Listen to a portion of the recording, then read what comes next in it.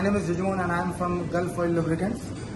Today, in association with Events One Stop, we have had a very good function. To be very frank and honest, it was a one-of-a-kind function because in my corporate life of 13 years, I have been, too much into this corporate parties, but there has been only drinking, dance, or some kind of a music. But this was some, kind of an innovative thing, to keep all the people merged into it, to keep all the people engaged.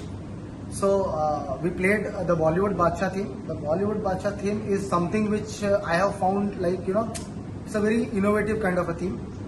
It's not a simple Antakshari. It's not a Damshiraj. But it is, the mixture of almost everything. Or this is the kind of, approach towards the evening games which any company has to, come up with ideas and take it forward. I would really like to thank Jinesh and I would really like to thank Rajita also that both the hosts were very cooperative. They used to appreciate everybody no matter what their skill sets are, what their thinkings are, what their perspective are, what background they have come, but they have appreciated everybody and the whole function was a macho.